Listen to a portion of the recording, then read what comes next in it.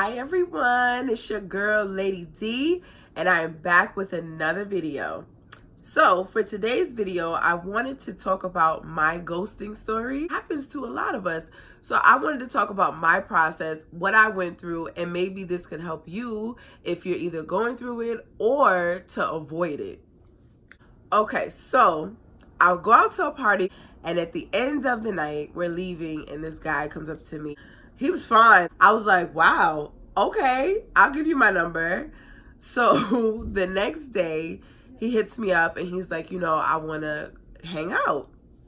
Cool. And we just went somewhere to have drinks. We were talking. He was telling me about his family. He's from Senegal. So now, the first thing for me, I will say, I don't like to meet guys at parties. Like, I don't take them seriously, to be honest. So that was my first thing that I did wrong. So then, at the end of the night, he kind of pushes up on me, but I was a little uncomfortable, but then I wasn't.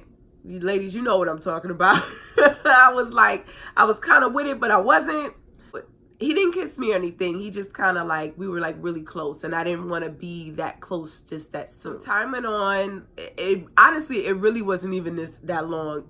This was a span of a month. All of this happened in a month. So that same night that we were hanging out, he invites me to Atlanta. He said that he was thinking of moving out there and that I should come with him for the weekend. He's like, I'll pay for it, whatever. So I was just like, Now, I am not gonna front. There was a piece of me that was with it. I was like, oh, I'm gonna get flued out, but excuse me, I'm still dealing with this cold. But I'm like, first of all, it's just Atlanta. But okay, let me be humble, because the way my pockets is set up sometimes, I may not even be able to afford that flight to Atlanta. So I was like, you know what? Let me not be like, it's just Atlanta. But on the other hand, I was like, this is the first night. And in the car, when he was bringing me back home, he said, I may be wifey material. And I remember sitting there going, huh? But I was so confused, because I'm telling, part of me was with it, and it was a bigger part of me that was like, no. Then he tells me that he has a daughter. And then maybe a week later, he blurts out that he actually has another child, a son, in Senegal. And I said, well, why would you not tell me that? And he was just like, I don't know. And I'm just like, why would you not tell me that? That doesn't make any sense. I don't know you. We're getting to know each other. You could just be honest and just tell me that. So what? Another thing that I noticed is that he didn't have any names saved in his phone. He only had numbers. And he spoke in his native language. So when people would call, he would speak in French. And I can't understand what he's saying. I don't know who he's talking to. This is just getting more and more strange. I had this feeling in my gut, like, what is this? Something is wrong with this guy. Like, I like him. On the other hand, he's shady. Like, something is going on. And that was the first time that I actually paid attention to my intuition. I had never really tapped into my intuition. And that has a lot to do with your self-awareness and knowing who you are and being in tune with yourself, because that's important to listen to that feeling. Because I was right.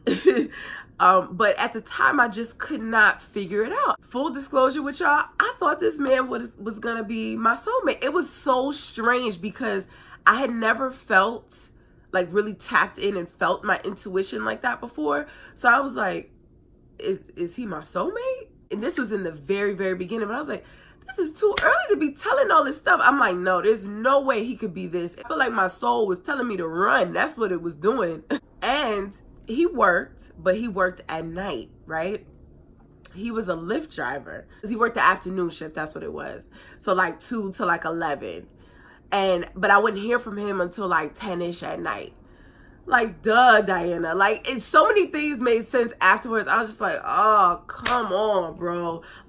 Should have had a V8 commercial. That's how I felt. I was like, oh. But so what ended up happening is he went to, or he said he was going, because everything to me now is all a lie, DC for the weekend to visit his uncle.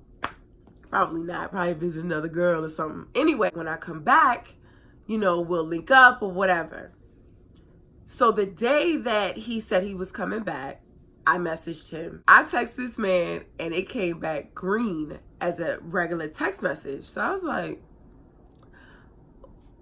well, maybe I don't have good service. Maybe he doesn't have good service. Maybe he's driving. Let me try it again. I do it again and the same thing happens. Okay, let me pick up the phone and call him. It goes straight to voicemail, and it wasn't his name or anything. It was just the phone number. I'm like, so I'm calling. I don't know how many times I called. I went on Google how to tell if somebody blocked you.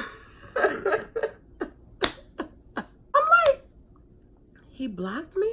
So I didn't want to say anything because I was embarrassed. I only tell my friends, and they're like, wait, what? So they're processing it the same way I had already done. So finally we just came to the conclusion, and I just, okay, it is what it is.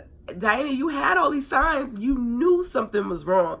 He did you a favor. For me to actually like accept that he ghosted me, because after like the first, I believe I tried to reach him the first day and then part of the second day. And then I was like, all right, enough is enough. You getting crazy. Because at first I was like, well, maybe something happened, blah, blah. Like, he ain't from this country. Maybe he got sent back. Like, all this stupid stuff was going through my mind. I'm like, girl, let it go. So it took me a week to process it. Like, a week to be like, wow, this really happened. He stopped talking to me. It is what it is. Let it go and move on. I was mad at myself for holding on to it for a week. When I realized that someone is not for me, I move on. And I don't like to hold it. But, you know, you do have to process things. And however long it takes you to process it, do what you got to do. But you just really got to pull yourself up out of it. And it's very important to take care of yourself and take care of your emotions, and not to dwell on what people have done to you and how they hurt you. And they will leave you to pick up the pieces by yourself, you know, that they left you with. But you have to be strong to be able to pick yourself up and just keep going. Because they're going to keep going. I'm pretty sure he's still going somewhere. And you know, I am not mad at him. He did me a favor. He taught me a huge lesson to pay better attention. I am so tapped into myself. I'm so in tune. You know, I talk to God on a regular, and I trust him, and I follow him, and I started to listen to the intuition, and that's how he talks to me. And when you have questions, ask the question, and if you don't like the answer, if the answer seems a little suspect and stuff ain't adding up, I don't owe anybody anything. He doesn't owe me anything. I don't need an apology from him. I got what I needed from him. I learned how to pay attention to red flags. I learned how to pay attention to my intuition when it's telling me something isn't right, and how to recover when someone hurts you. And granted, I've been hurt plenty of times in the past, and I've recovered. I would say this was probably the fastest that I've recovered. So I'm proud of myself. Go ahead, Lady D. Get it, girl. Move it. So, let me know what you guys think. If you've been ghosted before, let me hear your story. I want to know. Let's chat. And I will see you guys in the next video.